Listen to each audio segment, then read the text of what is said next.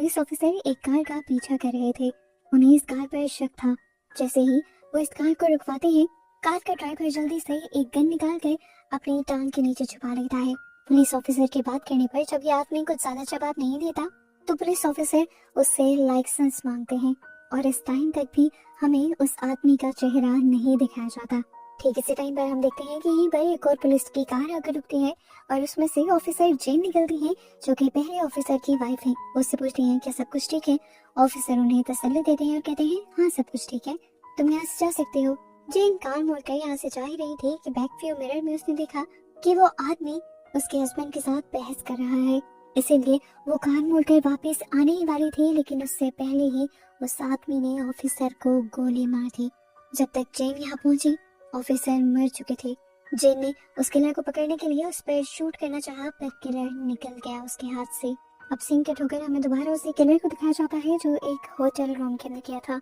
वहाँ पर उसी के बारे में न्यूज चल रही थी कि किस तरह एक किलर ने 16 लोगों को मार दिया था और वो अभी भी खुले आम घूम रहा था। पुलिस उसे पकड़ने में कामयाब नहीं हो सकी थी। ये किलर जानता था कि उसके बारे में ही बात हो रही है और जरूर पुलिस भी उसे ढूंढ रही होगी, इसीलिए वो इस होटल के अंदर बनी हुई एक अजीब से कमरे में जाकर सो जाता है। इस टाइम उसने किसी भी इमरजेंसी सिचुएशन के लिए शॉटगन पकड़ी हुई थी। अगले दिन हमें किलर को किसी का पीछा करते हुए दिखाया जाता है। वो एक फार्मेसी के पास जाकर रुक जाता है और दिखता है कि एक लड़की फार्मेसी के अंदर गई थी। वो इसी का पीछा कर रहा था। काफी देर बाद वो इस फार्मेसी से बाहर निकली और जब जाकर अपनी कार में बैठी तो देखने को मिला कि किलर पहले से ही उसकी कार में बैठा उसका इंतजार कर रहा था। उस लड़की को ये पता चलने से पहले ही कि उसकी कार में कोई है, वो किलर उसे मार डालता है और फिर उससे फार्मेसी की चाबियां लेके फार्मेसी के अंदर जाता है और बहुत सी ऊट पटांग की दवाइयां इकट्ठी कर लेता है। जबकि दूसरी तरफ हम देखते हैं कि जेन अभी बहुत ज्यादा दुख में थी। एक तो ये दुख था कि उसका हस्बैंड इस दुनिया में नहीं रहे और दूसरा दुख ये था कि पुलिस अभी तक उस किलर का पता नहीं लगा पा रही थी। इतनी देर में न्यूज आ जाती है कि वो किलर एक और औरत को मार चुका है। इससे वो समझ आती है कि जरूर वो किलर एक साइको है और अगर उसे रोका नहीं गया तो वो कहीं और जाने ले लेगा। इसलिए वो फैसला करती है कि कुछ भी हो जाए वो इस किलर को खुद ढूंढेगी और इस किलर के खिलाफ फौरन ही सबूत इकट्ठे करने के लिए बैठ जाती है। जितने टाइम में उसने उस किलर के खिलाफ सबूत इकट्ठा किए थे, उस टाइम के अंदर अंदर किलर 10 और कत्ल कर चुका था और अब उसके किलिंग्स का ये नंबर 32 हो गया था। जिसके बाद जेन फैसला करती है कि अब वो घर में रुककर इंतजार नहीं करेगी, वो खुद बाहर निकलेगी। ये केस अब इतना बड़ा हो गया था कि पुलिस वालों ने FBI के हाथ में दे दिया था। जेन के हाथ में भी ज्यादा कुछ नहीं रहा था क्योंकि जेन एक पुलिस ऑफिसर थी। जेन जानती थी कि उसे काफी हद तक तो केस पर्सनली ही सॉल्व करना पड़ेगा। खैर अब हमें किलर को दिखाया जाता है जो रोड पर जब अपनी गाड़ी चला रहा था तभी वो नोटिस करता है कि रोड पर एक और गाड़ी पंचर खड़ी थी। उसमें एक कपल था। लड़का उस गाड़ी का टायर चेंज करने में बिजी था जबकि लड़की कार के अंदर बैठी हुई थी। वो अब कुछ ही दूरी पर अपनी कार रोक लेता है, अपना किलर वाला मास्क लगाता है और उसके बाद अपनी गाड़ी से एक रॉड निकालकर बाहर निकलता है और बिना सोचे समझे उस आदमी के सर पर वार करते हुए उसे एक ही बार में मार डालता है। अपने हस्बैंड की चीख सुनकर वो लड़की बाहर निकलती है और देखती है कि उसके हस्बैंड मर चुके हैं। वो बुरी तरह घबरा जाती है। उसने पीछे मुड़कर देखा तो इस टाइम उसके भी पीछे एक किलर था। वो समझ गई कि उसके हस्बैंड की तरह उसकी भी जान जाने वाली है। अपनी जान बचाने के लिए वो भागी भी, लेकिन कोई फायदा नहीं हुआ। किलर के हाथों से ही सामने आने वाले ट्रक से टकराकर उसकी मौत हो गई। ट्रक ड्राइवर भी उसे बचाने के लिए ब्रेक लगाने ही वाला था, लेकिन उसका भी बैलेंस बिगड़ा और ट्रक उलट गया। ट्रक के अंदर ऑयल होने की वजह से यहाँ पर एक बहुत बड़ा ब्लास्ट हो गया। ट्रक ड्राइवर भी मारा गया। किलर बहुत ही आराम से दूर खड़ा ये सब तमाशा देखता रहा, जिसके बाद वो लड़की के पास गया और उसके खून से उसी की कार पर उसने एक सैटेनिक साइन बना दिया, यानी शैतान का सिंबल बना दिया। और यहाँ से हमें अंदाजा हुआ कि वो शैतान की पूजा करता है और ये सारी कुर्बानियां शैतान के लिए दे रहा है। दूसरी तरफ इस सब की खबर भी अब न्यूज में चल जाती है। FBI की टीम ज्यादा तेजी से इस केस को सॉल्व करने की कोशिशों में लग जाती है और इसी सिलसिले में जेन भी आकर उन लोगों से मिलती है। वो कहती है कि मैं इस किलर के बारे में बहुत कुछ जानती हूँ और उसने मेरे हस्बैंड को भी मारा है। मैं इस केस को सॉल्व करवाने में मदद कर सकती हूँ, लेकिन ये केस जो इस टाइम लीड कर रहा था वो जेन की किसी भी हेल्प लेने से मना कर देता है और जेन परेशान हो जाती है। यहीं पर हम देखते हैं कि FBI की एक डिटेक्टिव रेबिका जेन को इस तरह मना करने पर उदास हो रही थी। उसे जेन को देखकर ये साफ लग रहा था कि वो मदद कर सकती है किलर को पकड़वाने में, पर अपने सीनियर के सामने वो उससे कुछ नहीं कह सकती थी। इसी वजह से ऑफिस के बाद शाम में रेबिका उसे एक होटल में बुला लेती है और किलर के मुतालिक जितनी भी चीजें उन्होंने इन्वेस्टिगेट की होती है वो इलीगली जेन को बता देती है। जेन के मुताबिक किलर हमेशा अपनी कार में रहा करता था, पर रेबिका बताती है नहीं, वो डिफरेंट होटल्स में स्टे करता है और अपने पीछे सबूत भी छोड़ कर जाता है। और वो ये सारी किलिंग्स सिर्फ साइको किलर होने की वजह से नहीं कर रहा, उन सारी किलिंग्स के पीछे कोई ना कोई बड़ा मकसद है, क्योंकि वो सारी किलिंग्स बहुत ही ज्यादा पैटर्न में करता है। अब रेबिका उसे एक होटल पे लेकर जाते हैं जहाँ पर वो एक किलिंग करके निकला था। इस होटल के अंदर उसने बहुत सारे सैटेनिक साइंस बनाए हुए थे जिनसे इन्हें पता चला था कि वो किसी कल्ट का हिस्सा है। अब रेबिका के ये लैपटॉप का इस्तेमाल करते हुए जेन और इन्वेस्टिगेशन करती है और इन्हें उस किलर का नाम पता चल जाता है जो कि रिचर्ड था। ये लोग अब यहाँ पर बैठकर ये भी इन्वेस्टिगेट करते हैं कि किलर का अगला स्टेप क्या होगा, वो कहाँ जाएगा और क्या करेगा। इस सारी इन्वेस्टिगेशन के बाद जब ये लोग यहाँ से जाने ही वाले थे तो रेबिका को एक और खबर मिली। कुछ ही देर पहले एक मॉल में एक धमाका हुआ था और धमाके में जिस बॉम्ब का इस्तेमाल किया गया था ये उसी टाइप का बॉम्ब था जो किलर ने एक वेपन डीलर को मार कर चुराए थे। खैर अब सीन कट होता है और हम दोबारा किलर को देखते हैं। किलर अपने एक और किलिंग की तैयारी में है, पाइप को पकड़ता है और उसकी एक साइड को बहुत ज्यादा शार्प कर देता है और उसके बाद अगली सुबह उसी पाइप को लेकर वो एक चर्च में जाता है। कन्फेशन के बहाने से वो फादर को एक अजीब से रूम में ले जाता है और जैसे ही फादर उसकी बातों में खोए हुए होते हैं वो उसे धारदार पाइप से उनके गले में स्टैब कर देता है और पाइप की दूसरी तरफ से उनका खून पीता है। यहाँ जेन भी अब उसका पता करते हुए उसके होटल तक पहुंच गई थी। वो पहले उसके हुलिये को बताते हुए मैनेजर से उसके बारे में पूछती है, लेकिन मैनेजर उसका हुलिया पहचान नहीं पाता। लेकिन जब वो अपनी गेस्ट लिस्ट चेक करता है तो उसे रिचर्ड नाम का एक गेस्ट मिल जाता है। बस फिर जेन उसे रूम के अंदर चली जाती है। अपनी गन ताने वो इस रूम को चेक कर रही थी। उससे पहले यहाँ पे एक सूटकेस दिखा। कमरा बज़ाहिर खाली था। उसने बहुत ही ध्यान से वॉशरूम खोला। वॉशरूम में एक शॉटगन थी लेकिन था कोई भी नहीं। उसके बाद जब वो बाहर आई तो एकदम से पीछे से कपड़ खुली और किलर वहां से बाहर निकल आया। वो जेन को मारना चाहता था पर जेन अपने आप को बचाने में कामयाब हो गई। इस तरह अपने शिकार को अपने हाथ से निकलता देखकर उस किलर को भी गुस्सा आया और उसने दोबारा जेन के ऊपर अटैक किया और जेन ने अपने डिफेंस में उसके ऊपर अटैक किया।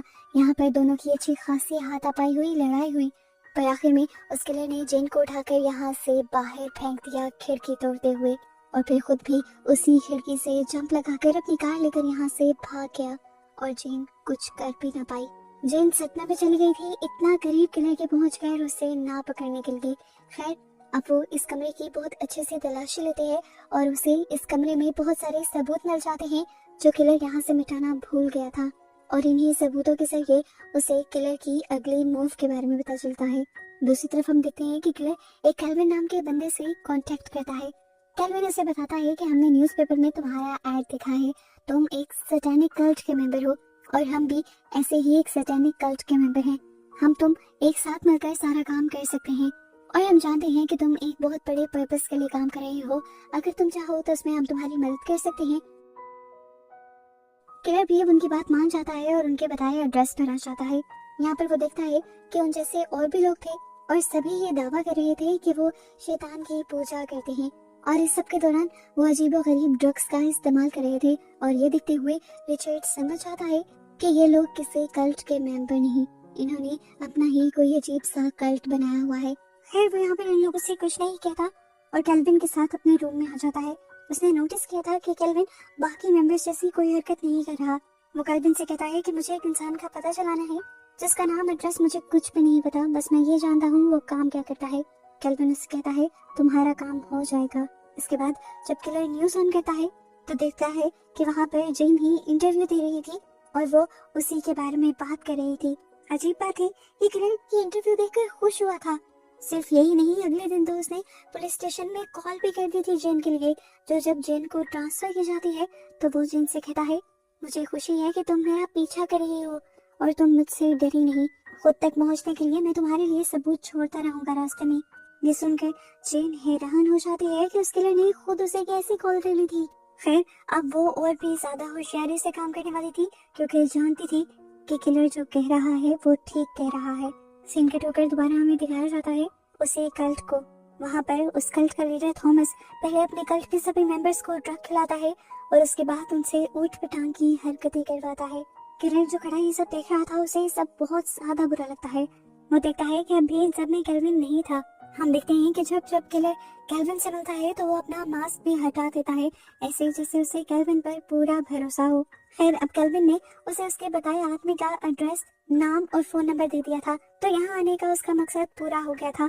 अब वो केल्विन को एक मशवरा देकर जाता है कि तुम उस कल्ट के लोगों जैसे नहीं हो, तो आइंदा के बाद अंदर मत जाना, मैं तुम्हें छोड़ रहा हूँ। केल्विन को उसकी बात अभी समझ नहीं आई थी, लेकिन थोड़ी देर बाद आ जाने वाली थी।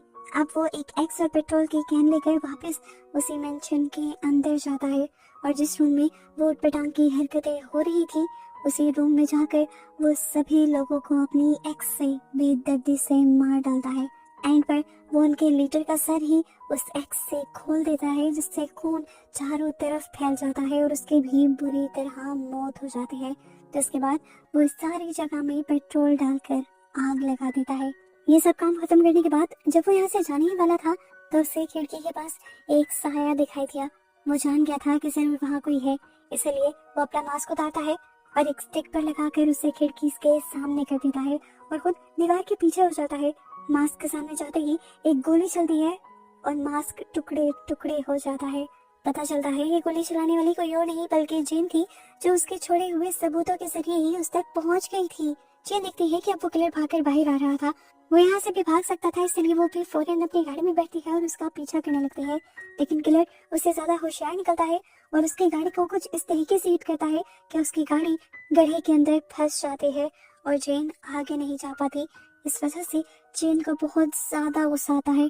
जब किलर यहाँ से भाग जाता है तब यहाँ पर FBI के लोग इन्वेस्टिगेशन के लिए पहुंच जाते हैं। हालांकि जेन ने इन्हें काफी पहले खबर कर दी थी कि वो किलर यहाँ पर है, लेकिन ये लोग टाइम से लेट आए क्योंकि उन्हें जेन की बातों पर यकीन नहीं था और इसी वजह से जेन अब FBI पर भी बहुत ज्यादा गुस्सा थी। जबकि दूसरी तरफ हमें दिखाया जाता है कि किलर अपने अगले प्लान को कामयाब करने की कोशिशों में लग चुका है। वो अपने ढूंढे हुए एड्रेस के अंदर जाता है। वो विल्किस नाम के एक आदमी का था। वो देखता है कि उसके घर में इस टाइम कोई भी नहीं। ताला तोड़कर वो उसकी बेसमेंट में जाता है और यहाँ पर कुछ बॉम्ब्स तैयार करने लग जाता है। शाम तक के इंतजार के बाद वो आदमी जिसकी तलाश इस किलर को थी, वो अपनी वाइफ के साथ घर पर पहुंच जाता है और सबसे पहले ही उन दोनों का सामना हो जाता है किलर से, जिसे देखते ही ये दोनों बुरी तरह घबरा जाते हैं। यहाँ पर किलर उस आदमी को ब्लैकमेल करता है और कहता है कि अगर तुम्हें तुम्हारी वाइफ की जान प्यारी है तो जो मैं कहता हूँ बस वही करो। दूसरी तरफ हमें दोबारा जेन को दिखाया जाता है, जो दोबारा से किलर के छोड़े हुए सबूतों के जरिए एक बिल्डिंग तक पहुंचती है। बज़ाहिर उसे इस बिल्डिंग के अंदर कुछ नहीं नजर आता, पर एक खिड़की के ऊपर उसे लिखा हुआ मिलता है 3MI। ये भी एक सबूत था जो किलर ने उसके लिए छोड़ा था। वो सोच में पड़ गई आखिर ये सब है क्या। ना समझे में वो अपने स्नाइपर गन के बाइनोकुलर से इर्द गिर्द देखने लगी थी और कुछ ही दूरी पर उसे एक न्यूक्लियर फैक्ट्री दिखाई दी। इस फैक्ट्री को 3 माइल आइलैंड के नाम से जाना जाता था और 3MI का मतलब भी यही था। फिर उसे याद आया कि पिछली मर्तबा जिस घर में किलर ने सबूत छोड़े थे उसमें आज की तारीख भी लिखी हुई थी। इन सारी चीजों को जोड़ते हुए जेन समझ आती है कि किलर का मकसद बहुत बड़ा है। आज की तारीख में वो इस न्यूक्लियर फैक्ट्री को तबाह करना चाहता है, जिसके साथ साथ ये पूरा शहर तबाह हो जाएगा। सभी इंसान मर जाएंगे और न्यूक्लियर रेस की वजह से आसपास के शहरों में भी बीमारियां फैल जाएंगी। यहाँ पर हमें भी सारा प्लान समझ आने लगता है कि किलर ने उस बेचारे आदमी को क्यों पकड़ा था। असल में वही 3 माइल आइलैंड का मैनेजर था, यानी उस न्यूक्लियर पावर प्लांट का मैनेजर था। उसी की कार में छुपकर किलर यहाँ तक आ गया। अंदर जाने के लिए ज्यादा इन्वेस्टिगेशन करनी ही नहीं पड़ी। दिखाया गया कि उसने इस आदमी को ब्लैकमेल करने के लिए उसकी वाइफ को भी इसी कार के अंदर छुपाया हुआ था। अब वो इस आदमी को गली से पकड़ते हुए अंदर लेकर जाता है, जहाँ पर अब इनका सामना 2 गार्ड से हो जाता है। किलर फौरन ही पीछे होता है और यहाँ पर 2 छोटे छोटे ग्रेनेड फेंक देता है, जिससे यहाँ बुरा ब्लास्ट होता है और ये दोनों के दोनों गार्ड्स मारे जाते हैं। जिसके बाद वो आगे बढ़ता है और उसके सामने दोबारा 2 गार्ड से हो जाता है। उन्हें वो अपनी शॉटगन से मारता है और इस आदमी को लेकर वो कंट्रोल रूम में आ जाता है और यहाँ सबको अपनी गन दिखाते हुए ब्लैकमेल कर सभी को इस कमरे से बाहर निकाल देता है। यहाँ जेन जो सारी गेम समझ चुकी थी कुछ जल्दी से लोगों को बचाने के लिए इसी न्यूक्लियर पावर प्लांट के पास आई थी। वो यहाँ के सिक्योरिटी गार्ड्स को बताती है कि अंदर कुछ बहुत बुरा होने वाला है, हमें जल्द ही अंदर की सिक्योरिटी टाइट करनी होगी। अभी ये लोग बात ही कर रहे थे कि यहाँ पर अलार्म भी बजने लगे। ये सिक्योरिटी के लोग जो पहले जेन की बातों का एतबार नहीं कर रहे थे वो समझ गए कि जेन सही कह रही है और अंदर सच में कुछ गड़बड़ी चल रही है। ये लोग जेन को लेकर जैसे ही अंदर जाते हैं तो देखते हैं कि अंदर गड़बड़ी नहीं, पूरा का पूरा मामला ही बिगड़ गया था। वहाँ के सभी गार्ड्स मारे गए थे और पावर सेल के भी सभी लोग डरे सहमे बाहर खड़े थे। अंदर हमें दिखाया जाता है कि किलर उस आदमी को यहाँ पावर प्लांट को एक्टिव करने को कह रहा था। हालांकि वो करना नहीं चाहता था, पर किलर ने उसे धमकी दी कि अगर तुमने ना किया तो मैं तुम्हारी वाइफ को मार दूंगा। उसने सभी लोगों का ना सोचते हुए सिर्फ अपनी वाइफ के बारे में सोचा और किलर की बातों से ब्लैकमेल होकर उसने पावर प्लांट को एक्टिव कर दिया। जिसके बाद इस किलर ने उसको भी नहीं छोड़ा, उसे भी अपनी शॉटगन से मार डाला। जिसके बाद वो कंट्रोल रूम में एक ग्रेनेड रखता है और अपनी शर्ट उतारता है।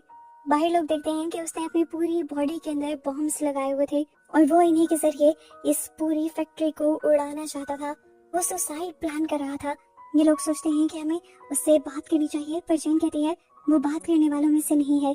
वो अभी तक 50 से ज्यादा किलिंग्स कर चुका है और उसका मकसद सिर्फ तबाही फैलाना है, जिसके लिए उसे अपनी जान की भी परवाह नहीं। ये लोग बाहर से दरवाजा तोड़ने की कोशिशों में लग जाते हैं, जिसमें बहुत ज्यादा टाइम लग रहा था और जेन जानती थी कि इससे कम टाइम में वो यहाँ पर ब्लास्ट कर देगा। उसे जल्दी उस किलर तक पहुंचना था। तभी ये गार्ड जेन को बताता है कि ऊपर की तरफ लगी हुई एक विंडो से हम किलर को देख सकते हैं। जेन बिना सोचे समझे वहां जाती है और अपनी स्नाइपर से एक जगह बहुत सारे शॉट लगाते हैं, जिससे वो बुलेट प्रूफ ग्लास टूट जाता है और उसे किलर को मारने के लिए एक गोली चलाने का एक्सेस मिल जाता है। वो किलर की टांगों पर गोली चलाती है ताकि वो यहाँ से भाग ना पाए, लेकिन इस सब के बावजूद कुछ नहीं हुआ था। उसके हाथ फ्री थे। वो अपने फ्री हाथों से ही एक ग्रेनेड को खोल देता है। ये देखकर जेन डिस्टर्ब हो जाती है। वो जल्दी से उसके हाथ पर गोली चलाती है ताकि वो अपने बाकी बॉम्ब्स एक्टिवेट ना कर पाए और उसके बाद उसके सर के ऊपर गोली मारते हुए उसे मार डालते हैं। फाइनली जितने लोगों को उसने मारा था उसने उन सब की मौत का बदला ले लिया था, लेकिन अभी भी वो खुश नहीं थी, रिलैक्स नहीं थी, क्योंकि एक जलता हुआ ग्रेनेड अभी भी अंदर पड़ा हुआ था जो किसी भी वक्त फट सकता था और पूरा शहर तबाह हो सकता था। लेकिन यहाँ सही वक्त पर वो गार्ड्स इस दरवाजे को खोलने में कामयाब हो जाते हैं और उस ग्रेनेड को डीएक्टिवेट कर देते हैं। फाइनली ये शहर बच जाता है और हमें मूवी का पोस्ट क्रेडिट सीन दिखाया जाता है। यहाँ पर एक बहुत बड़ा ट्विस्ट हमें ये पता चलता है कि उस दिन जब जेन ने इस आदमी को मारा था वो मरा नहीं था, वो अभी भी जिंदा था, लेकिन पुलिस की कस्टडी में था और उसे एक जेल ले जाया जा रहा था। क्या इतने शातिर किलर को जेल में रखना पॉसिबल था या नहीं, और क्या आगे सिचुएशन नॉर्मल रहने वाली थी? इसी सब की परेशानी आज तक जेन को थी, जो अब अपनी लाइफ में काफी आगे बढ़ चुकी थी। उसे हर वक्त यही फिक्र सताती रहती थी कि कहीं वो किलर दोबारा से अपने काम ना करने लग जाए, लेकिन अब वो उसके लिए कुछ कर भी नहीं सकती थी। कोर्ट ने उसकी सजा चुन ली थी और इस तरह बस इस मूवी की अनसेटिस्फाइड से एंडिंग को दिखाते हुए ये कहानी खत्म हो जाती है।